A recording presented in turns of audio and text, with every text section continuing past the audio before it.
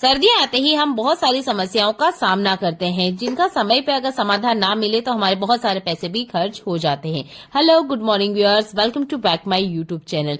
आज की वीडियो में आपको विंटर सीजन से जुड़े हुए बहुत सारे खास टिप में बताने वाली हूं, जिसे देखते ही आप भी कहेंगे काश ये टिप हमें पहले पता होती। देखिए, जैसे ही विंटर सीजन आता है हमारे घर में हलवा तो जरूर बनता है, गुलाब जामुन भी होते हैं, या बहुत सारी ऐसी चीजें होती है जिन्हें हमें फिर से गर्म करना पड़ता है। बारिश का मौसम ले लीजिए या गर्मी का मौसम ले लीजिए, उसमें तो हम डायरेक्ट अगर बर्नर पर कुछ इस तरीके से रख भी देंगे तो ये बहुत जल्दी गर्म हो भी जाते हैं और ना ही स्वाद में कोई ज्यादा फर्क पड़ता है। पर विंटर सीजन में ही अगर हम हलवा को गर्म करते हैं, मान लीजिए ये मैं गाजर का हलवा आपको दिखा रही हूँ, अगर मैं इसे बर्नर पर रख के गर्म करूंगी, एक तो ये जल्दी गर्म होगा नहीं, ऊपर से ये थोड़ा सा जल भी जाता है, जिसकी वजह से इसका पूरा स्वाद खराब हो जाता है। तो अगर आपको विंटर सीजन में कुछ चीजों को फिर से गर्म करना है तो आप स्टीम कीजिए उस चीजों को, और उसके लिए आप कुकर का इस्तेमाल बराबर कर सकते हैं। एक तो बहुत कम टाइम लगेगा और ये जो भी चीजें आप गर्म करना चाहते हो बहुत जल्दी से गर्म हो जाएगी। इसी तरीके से अगर हम आटा वगैरह भी रख देते हैं फ्रिज में, तो आटा भी आपने देखा होगा वो बहुत जल्दी से कड़क हो जाता है और फिर से रूम टेम्परेचर आने में काफी ज्यादा टाइम ले लेता है। तो आप इस तरीके से कुकर का इस्तेमाल करें, एक तो कम टाइम लगेगा और जो भी चीजें आप गर्म कर रहे हो वो गर्म भी हो जाएगी और स्वाद भी बिल्कुल भी नहीं बिगड़ता है। आपके बर्तन भी कम गंदे होंगे। कोशिश कीजिएगा आप स्टील का इस तरह का कोई बाउल यूज करें या सेरेमिक के बर्तन का इस्तेमाल करें। अभी के मौसम में आप कोशिश कीजिएगा कि आप ग्लास के या इस तरह के स्टील के बर्तनों का ही इस्तेमाल करें, ताकि फिर से जब आप गर्म करें तो आपके बर्तन को किसी तरह का कोई नुकसान ना हो। प्लास्टिक के बचा हुआ खाना प्लास्टिक के बर्तनों में स्टोर ना करें। फिर से जब हमें उसे गर्म करना होता है तो देखिए हमारे बर्तन निकलते हैं और ठंड में हमारे बर्तन धोने का एक काम और बढ़ जाता है। आप देख सकते हैं हलवा बढ़िया से गर्म हो चुका है और ये हमने स्टीम करके गर्म किया है, तो इसके स्वाद में कोई फर्क नहीं पड़ता है। चलिए देखते हैं एक और कमाल का यूजफुल टिप। देखिए, इस तरह के कंघे का इस्तेमाल हर घर में किया जाता है। हमारे घर में भी हर मेंबर अलग कंघा यूज करता है। तो जब कंघे गंदे हो जाते हैं तो आप इसे कैसे क्लीन करते हैं? वैसे तो क्लीन करने के इससे पहले मैंने आपको काफी सारे टिप बता रखे हैं, पर उससे क्या होता है कि हम इमरजेंसी में काम निकाल सकते हैं। पर अगर अभी आपके पास टाइम है तब आप इसे पूरी तरीके से डीप क्लीन करें। कोशिश करें आप थोड़ा सा गर्म पानी लें। ये देखिए मैंने एक बर्तन लिया है, इसमें हल्का सा गर्म पानी डाला है और एक शैम्पू का सेशे यूज करना है। अगर आप बोतल वाला यूज करते हैं तो आप कोशिश कीजिएगा उतना लीजिएगा जितना कि आप एक बार बाल धोने में यूज करते हैं। पानी अभी गर्म है, अच्छे से इसे यहाँ पर आपने घोलना है। शैम्पू बहुत अच्छे से काम करता है, क्योंकि ये हमारे शैम्पू बालों के लिए ही यूज किया जाता है। बालों की जितनी भी गंदगी वगैरह होगी, देखते होंगे आप कि शैम्पू से बहुत अच्छे से निकल जाती है। वैसे ही ये जो कॉन्ग के अंदर जो गंदगी होती है वो हमारे बालों से ही होते हुए निकलती है, तो इसकी गंदगी निकालने के लिए भी शैम्पू ही बहुत अच्छे से काम करता है। मैंने इसे करके देखा है, बहुत बढ़िया रिजल्ट मिलता है। हल्का कुरकुरा पानी इसलिए लिया है क्योंकि कंघे के अंदर जो गंदगी होती है वो बहुत टाइम की होती है और जम जाती है, जो कि निकलने का नाम नहीं लेती है। गर्म पानी में आप इसे छोड़ दीजिएगा। 5 मिनट के बाद में ये पानी अच्छे से रूम टेम्परेचर पे आ गया था। फिर आप इस तरह का कोई पुराना ब्रश ले लीजिए। अगर कॉन्ग बहुत ज्यादा गंदा है तब आप कपड़े धोने का जो ब्रश होते हैं उसका इस्तेमाल कीजिएगा। टूथब्रश को हटा दीजिएगा। ये जो मेरे पास कंघे थे ये बहुत ज्यादा गंदे नहीं थे, इसे नॉर्मल टूथब्रश से क्लीन हो गए थे। अभी आप देख सकते हो कंघे बिल्कुल नए जैसे हो गए हैं। कोशिश कीजिएगा हफ्ते या 15 दिन की गैप में आप ये जो कंघे हमारे घर में यूज किए जाते हैं इनको अच्छे से बढ़िया से डीप क्लीन करें। अगर आप इनको ठीक से क्लीन नहीं करते हैं तो बालों में होने वाले इन्फेक्शन, रूसी का आधा कारण तो यही बन जाते हैं। चलिए देख लेते हैं एक और कमाल का यूजफुल टिप। देखिए, हमारे किचन में, वॉशरूम में बहुत सारे ऐसे बर्तन यूज किए जाते हैं जो कंटिन्यू पानी से टच होते हैं। जैसे कि पानी का एक मग्गा बता रही हूँ आपको, 2 मग्गे मैं आपको दिखा रही हूँ। एक मग्गा जिसका हैंडल टूटा हुआ है वो बहुत ज्यादा गंदा है, काफी ज्यादा उसमें पानी के दाग हुए हैं। तो इसे क्लीन करना ना एक बहुत बड़ी सरदर्दी हो जाती है, और जब हम कंटिन्यू बर्तन को यूज करते हैं देखिए वो गंदे होते ही हैं। बिल्कुल नया सा चमका के मैं आपको बताऊंगी। आपने लेना है हार्पिक। अगर रेड वाला हार्पिक आप यूज करते हैं तो उसका भी यूज कर सकते हैं, पर मेरे हिसाब से ये जो ब्लू वाला होता है बहुत बढ़िया से काम करता है। आपने इस तरीके से अप्लाई करना है जैसे मैं आपको दिखा रही हूँ। अगर बर्तन बहुत ज्यादा गंदा है, मान लीजिए हद से ज्यादा ही इसमें गंदगी इकट्ठा है, तब आप थोड़ा सा मीठा सोडा भी ऐड कर सकते हो। तो यहाँ पर तो ये मग्गा बहुत ज्यादा गंदा नहीं था, इसलिए मैंने नॉर्मल हार्पिक का ही यूज किया है। पुराना टूथब्रश लीजिएगा, हल्के से स्क्रबिंग जैसे ही आप करते जाओगे आप देखोगे कितनी भी पुरानी गंदगी क्यों ना जमी हुई हो, सब कुछ सेकंड्स में बाहर निकल के आ जाती है। तो ये जो प्लास्टिक के सरफेस या प्लास्टिक का जुड़ा जो भी बर्तन है पानी के दाग की वजह से बहुत ज्यादा गंदा हो चुका है। ज्यादातर ऐसा होता ही है कि जब हम बर्तनों को कंटिन्यू यूज करते हैं वॉशरूम में तो ये बहुत ज्यादा गंदे हो जाते हैं। हफ्ते के एंड में या 15 दिन की गैप में आपने यह काम भी करते रहना है। मग्गे के बाहर वाला हिस्सा मैं आपको दिखा देती हूँ। ये देखिए, ये भी बहुत ज्यादा गंदा है। थोड़ा सा हार्पिक में ही आपको लगा के बता रही हूँ। इसमें थोड़ा सा और लगेगा ताकि जो गंदगी है बहुत आसानी से निकल जाए। तो मुझे तो ये तरीका सबसे बेस्ट लगता है। वॉशरूम में या टॉयलेट में भी जो आप बर्तन यूज करते हैं या जो पानी के मग्गे वगैरह बाल्टी वगैरह आप यूज करते हो, कंटिन्यू जब आप यूज करते हो तो आपने देखा होगा उस पे सर्फ साबुन के व्हाइट से दाग आ जाते हैं, तो वो देखने में बिल्कुल भी अच्छे नहीं लगते हैं। हम तो कंटिन्यू उन्हें यूज करते हैं तो हमें ज्यादा फर्क नहीं पड़ता है, पर जब कोई गेस्ट वगैरह हमारे घर में आता है तो उन्हें ये चीज देखने में बहुत बुरी लग सकती है। हो सकता है वो यूज भी ना करे और घिन भी करे, क्योंकि इन चीजों को साफ जितना आप रखोगे आपकी सेहत के लिए फायदेमंद होगा। अगर ये गंदे रहेंगे तो ये हमारी सेहत को धीरे धीरे करके नुकसान करते हैं।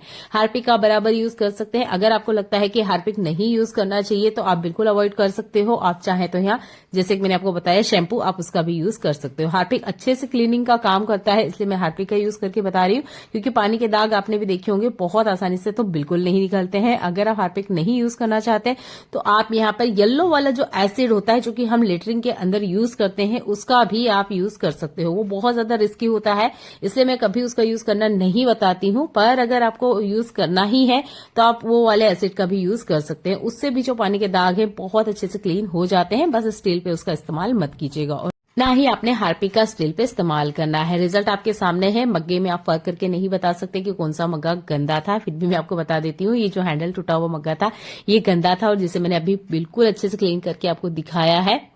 उम्मीद करती हूँ यह वाला टिप आपको जरूर पसंद आया होगा और अपनी डेली लाइफ में इसको जरूर यूज कीजिएगा। आपके बर्तन बिल्कुल नए जैसे दिखेंगे, कोई कह नहीं सकता कि आप इसे डेली यूज करते हैं। चलिए देखते हैं एक और कमाल का यूजफुल टिप। मैंने एक बाउल लिया है, ये सर्दियों से जुड़ी हुई बहुत खास टिप है, ध्यान से देखिएगा। एक ऐसा कंटेनर या बाउल लेना है जिसका आप खाने पीने में यूज नहीं करते हैं। फिर से एक शैम्पू का सेशन लीजिएगा। अगर बोतल यूज करते हैं तो एक बार में जितना आप बालों के लिए यूज करते हैं उतना यूज कीजिएगा। शैम्पू इसके अंदर मैंने खाली कर लिया है। इसके बाद में लेना है हमने व्हाइट वाला टूथपेस्ट। आप कोई सा भी ले सकते हैं, पर कोशिश कीजिएगा इसका कलर व्हाइट ही होना चाहिए, कलरफुल ना हो, रेड येलो इस तरह का कोई टूथपेस्ट नहीं होना चाहिए, व्हाइट कलर का होना चाहिए। लेना सिर्फ हमें एक मटर के दाने इतना है, ये देखिए मटर का दाना होता है उतना ही टूथपेस्ट लेना है, बहुत ज्यादा नहीं लेना है, एक शीशे के अंदर। इसके अलावा लेना है हमने मीठा सोडा। मीठा सोडा की भी क्वांटिटी आप देख लीजिएगा, जितना हमने शैम्पू लिया है उसकी आधी क्वांटिटी में हमें मीठा सोडा लेना है। ये देखिए शैम्पू लगभग 1 चम्मच के आसपास होगा तो आधी चम्मच इतना मैंने यहाँ पर मीठा सोडा लिया है। इसके बाद में लेना है हमें नींबू। आधा कटा हुआ नींबू है, बीज कोशिश कीजिएगा ना यूज करें। मैं स्पून से मेजरमेंट करके आपको बता देती हूँ, लगभग 3 चम्मच इतना हमने यहाँ पर नींबू का जूस ऐड करना है। इन सब चीजों को अच्छे से आपने मिक्स करना है। आप देखोगे बहुत स्ट्रॉन्ग सॉल्यूशन बनके रेडी हो जाएगा। जैसे ही आप इसके अंदर नींबू डालोगे केमिकल रिएक्शन होंगे, बहुत अच्छे से एक फॉर्म बनके रेडी हो जाएगा। नींबू का छिलका आपने नहीं फेंकना है, स्क्रबिंग के लिए हम इसका इस्तेमाल करेंगे। ये एक पैक बना के बताया है जो कि आपके सर्दियों की आधी से ज्यादा समस्याओं को हल कर देगा, जिसके लिए हम बहुत सारा पैसा खर्च करते भी हैं और बहुत ज्यादा परेशान भी होते हैं। तो ये एक पैक बनके रेडी हो चुका है। इसके अलावा एक और पैक हम बना के रेडी करेंगे जो कि आपके हाथ पैरों की जो रंगत है उसको निखार देगा। कैसे अप्लाई करना है वीडियो में बने रहिए, मैं आपको बताऊंगी कि इन्हें कैसे अप्लाई करना है। एक और एक्स्ट्रा बाउल लेना है जिसको आप खाने पीने में यूज नहीं करते हैं। मैंने यहाँ लिया है वैसलीन, जिसे हम विंटर सीजन में इस्तेमाल करते हैं। आप अगर वैसलीन का यूज नहीं करते तो आप ग्लिसरीन भी ले सकते हैं। 1/4 चम्मच इतना लेना है जितना मैं आपको दिखा रही हूँ। इसे कंटेनर में ले लीजिएगा। इसके बाद में हल्का कुनकुना दूध लेना है हमने। आप ठंडा दूध भी ले सकते हो, पर जो क्रीम बना रहे हैं ना हम, उसमें आप हल्का कुनकुना दूध लोगे तो इसका फायदा है कि जो वैसलीन है वो अच्छे से मिक्स हो जाएगी। ग्लिसरीन लिक्विड होती है इसलिए वो जल्दी से ठंडे दूध में भी मिक्स हो जाएगी, पर अगर आप वैसलीन ले रहे हो तो हल्का कुनकुना 1 चम्मच दूध लीजिएगा। दोनों को अच्छे से मिक्स कीजिएगा। बहुत अच्छे से मिक्स हो जाते हैं, थोड़ा टाइम जरूर लगता है पर मिक्स हो जाते हैं। थोड़ा सा मीठा सोडा लीजिएगा। ये देखिए अच्छे से आप चम्मच को हिलाते जाइएगा, ये बहुत अच्छे से इसमें मिक्स हो जाएगा। आप इसे तभी बनाइएगा जब आप डायरेक्ट इसे अप्लाई करने वाले हैं, बना के मत रखिएगा, नहीं तो जो वैसलीन है वापस से सेट हो जाती है। हल्के कुनकुने दूध में अच्छे से मिक्स हो जाएगी। अब इसे यूज कैसे करना है, कहाँ यूज करना है। सर्दियों के मौसम आते ही हमारे हाथ पैर की जो जॉइंट होते हैं ये बहुत ज्यादा गंदे हो जाते हैं, काफी ज्यादा इस पे काले काले निशान हो जाते हैं जो कि बिल्कुल निकलते नहीं हैं। हम डेली ही क्यों ना नहाए फिर भी यहाँ पर काफी सारी गंदगी इकट्ठा हो जाती है। तो फर्स्ट में जो हमने कंटेनर में सॉल्यूशन बना के रेडी किया था उसे हमने हाथ पैरों पे अच्छे से अप्लाई करना है। इसमें हमने शैम्पू, टूथपेस्ट, सोडा और नींबू का यूज किया था। अच्छे से हाथ पैरों पे अप्लाई करना है जैसे मैं आपको दिखा रही हूँ। अगर कूनी वगैरह या हमारे हड्डी की जो जॉइंट है वहां पे बहुत ज्यादा गंदगी है तो आप नींबू का छिलका रखिए साथ में, जैसे मैं आपको हाथ पैरों पे लगा के बता रही हूँ, और अच्छे से स्क्रबिंग कीजिएगा जैसे मैं आपको दिखा रही हूँ। आपने इसमें कुछ एक्स्ट्रा ऐड नहीं करना है। लिक्विड के रूप में हमने यहाँ पर नींबू के जूस का इस्तेमाल किया था और कुछ पानी वगैरह आपने यूज नहीं करना है। बस अच्छे से हाथों पे स्क्रबिंग करिएगा, जैसे मैं आपको दिखा रही हूँ। ये देखिए, नींबू और मीठा सोडा हमारे हाथ पैरों से जितनी भी गंदगी है, भले वो कितनी ही पुरानी क्यों ना हो, उनको बिल्कुल खींच के बाहर निकाल देता है। शैम्पू जो है वो भी बहुत अच्छे से गंदगी को निकालता है। तो मैंने वही सारी चीजें ऐड करी है जो कि बहुत अच्छे से क्लीनिंग का काम करती है। टूथपेस्ट का गुण तो आप जानते ही हो, कितनी भी पुरानी गंदगी है उसको भी बहुत अच्छे से ये निकाल देता है। नींबू का छिलका आपने स्क्रबिंग के लिए यूज करना है। अगर आप यहाँ पर हाथ पैर साफ करने के लिए जो स्क्रबर यूज करते हैं उसका भी यूज कर सकते हैं। मैंने नींबू के छिलके का ही यूज किया है। इस तरीके से हाथ पैरों पे बहुत अच्छे से आप अप्लाई कीजिएगा। मैंने यहाँ मीठे सोडे का यूज किया है, तो कोशिश कीजिएगा आपने ये रेमेडी चेहरे पे अप्लाई नहीं करना है। मीठा सोडा चेहरे पे अप्लाई नहीं किया जाता है, इसलिए मैं हर बार जब भी आपको रेमेडी बताती हूँ, अगर मीठा सोडा यूज किया है तो उसे आपने फेस पे अप्लाई नहीं करना है। यह रेमेडी मैंने हाथ पैरों के लिए ही बताई है, क्योंकि हाथ पैरों में जो गंदगी होती है वो बहुत जिद्दी होती है। स्पेशल विंटर सीजन में तो यहाँ बहुत ज्यादा दाग धब्बे आ जाते हैं जो बिल्कुल भी निकलने का नाम नहीं लेते हैं। थोड़ा सा कुनकुना पानी लीजिएगा, लगभग 2 लीटर, उसमें भी एक शैम्पू का सेशे डाल के आप अच्छे से झाग बना लीजिएगा। उसके बाद में आपने ये हाथों की सफाई करनी है, जैसे मैं आपको दिखा रही हूँ। ये देखिए, आप जब एक ही बार इसे यूज करोगे आप खुद यकीन नहीं मानोगे कि यार इतनी ज्यादा सफाई हम घर बैठे कर सकते हैं। सारी चीजें घर में ही अवेलेबल होती है, उसके बाद भी हम मार्केट जाते हैं, बहुत महंगे दाम पर हम हाथ पैरों की सफाई करवाते हैं और 3-4 दिनों बाद हमारे हाथ पैर वैसे ही हो जाते हैं, क्योंकि हमारी लाइफस्टाइल ही ऐसी है कि हमारे घर के काम है वो हमें करने ही होते हैं। तो देखिए, आप घरेलू महिला है तो ये रेमेडी आपके लिए बेस्ट है। एक जुराब ले लीजिएगा। अगर आपको लगता है कि अच्छे से क्लीनिंग नहीं हुई है या हाथ पैरों में जो धूल मिट्टी है वो अच्छे से फूल तो गई है पर निकलने का नाम नहीं ले रही है, क्योंकि जब आप इसे यूज करोगे ना तो आपको खुद महसूस हो जाएगा कि हाँ, हाथ पैरों में जो गंदगी है वो निकल रही है, तब आप किसी स्क्रबर का ना यूज करते हुए आप एक कपड़े का यूज कीजिएगा, जैसे मैं आपको दिखा रही हूँ। जुराब बहुत बढ़िया से काम करता है, मैंने इसे करके देखा पर्सनली और बहुत अच्छा रिजल्ट मिलता है। यकीन मानिए, एक बार तो आप जरूर करके देखिएगा। जुराब से आप जितना अच्छे से क्लीनिंग कर पाओगे ना, उतना स्क्रबर भी नहीं आपको करके बताएगा। तो मैंने अच्छे से यहाँ पर हाथ पैरों की जो जॉइंट है या हमारी उंगलियों के बीच में जो गंदगी इकट्ठा होती है, इनको अच्छे से जुराब की हेल्प से क्लीन किया है। अच्छे से आप एक कॉटन कपड़े से वाइप कर लीजिएगा हाथों को। इसके बाद में हमने जो सेकंड क्रीम बनाई थी, वैसलीन, दूध और थोड़ा सा सोडा ऐड करते हुए वो हमने अप्लाई करना है। कोशिश कीजिएगा विंटर सीजन में जो एक गलती हम करते हैं वो बिल्कुल ना करें। आप नहा लें या हाथ पैर धोएं, उसके 2 मिनट के अंदर ही आपने मॉइस्चराइजर का यूज करना है। अगर आप मॉइस्चराइजर नहीं यूज करते हैं तो इस क्रीम का आप यूज कर सकते हैं, जो मैंने अभी आपको बना के बताई है। आप डायरेक्ट वैसलीन का भी यूज कर सकते हैं, पर वैसलीन ना कुछ टाइम बाद में उड़ जाती है या वो अच्छे से काम नहीं करती है। पर आप थोड़ा सा मीठा सोडा और दूध ऐड करेंगे तो बहुत अच्छे से एक लॉक लग जाएगा आपकी स्किन के ऊपर, जो कि आपको 4-5 घंटे के लिए टेंशन फ्री कर देगा। आज की यूजफुल वीडियो में यह टिप सबसे खास थी जो आपके सर्दियों के पैसे बचा लेगी, क्योंकि हमारे हाथ पैर एक ऐसी चीज है जो कि विंटर सीजन में फटते ही हैं, भले ही हम कितना भी केयर क्यों ना कर ले।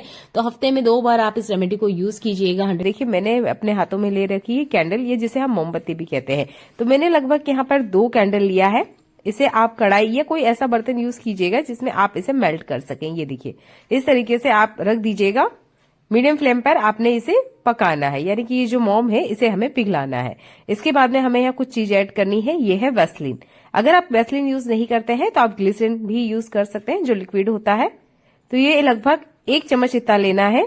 देखिए, ये हार्ड फॉर्म है इसलिए मैं आधा चम्मच ले रही हूँ। अगर आप लिक्विड में ले रहे हो तो आप ग्लिसरीन 1 चम्मच इतना लीजिएगा। जैसे ही आप इसे डालोगे ये देखिए मेल्ट होना स्टार्ट हो जाएगा।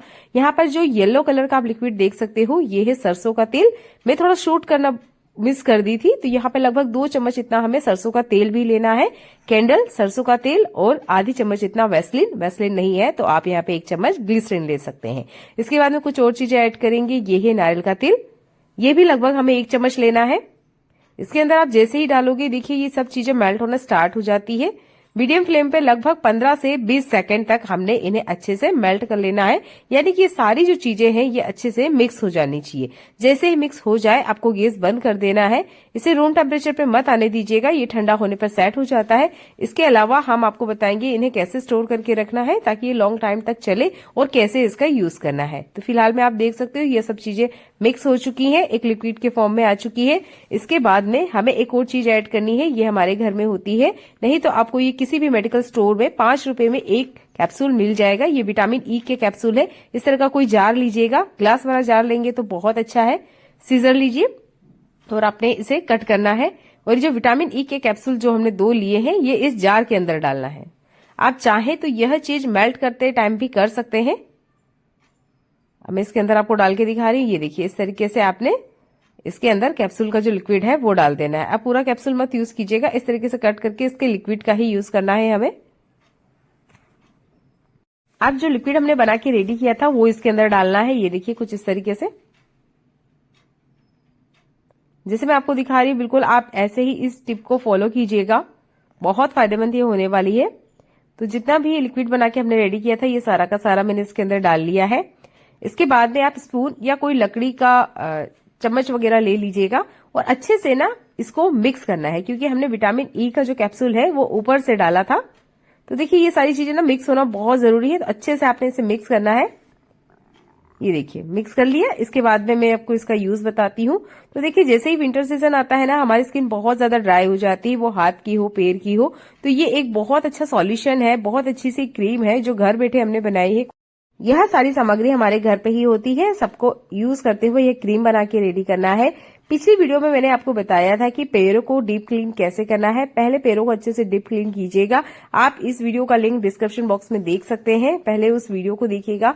पहले आपने पैरों को अच्छे से क्लीन करना है। इसके बाद में ये जो हमने क्रीम बनाई है ये पैरों पे अप्लाई करना है। ये देखिए ये क्रीम ना स्पेशल पैर की एड़ी के लिए मैंने बना के रेडी की है, पर आप इसे हाथ पैरों के लिए अप्लाई कर सकते हैं। बस चेहरे पे अप्लाई मत कीजिएगा, जितनी भी ड्राई स्किन है वो बहुत अच्छे से निकल जाती है। अगर पैरों की एड़ियां बहुत ज्यादा फटी हुई है तो आप इस तरीके से अप्लाई कर लीजिएगा जैसे मैं आपको दिखा रही हूं, क्योंकि हम महिलाओं को ना ऐसी क्रीम की बहुत ज्यादा जरूरत होती है, क्योंकि हमारे ज्यादातर काम पानी के ही होते हैं। जैसे ही हम पानी का काम करते हैं, अगर कोई क्रीम वगैरह हमने नहीं लगाई है तो हमारे हाथ पैर बहुत ज्यादा ड्राई हो जाते हैं।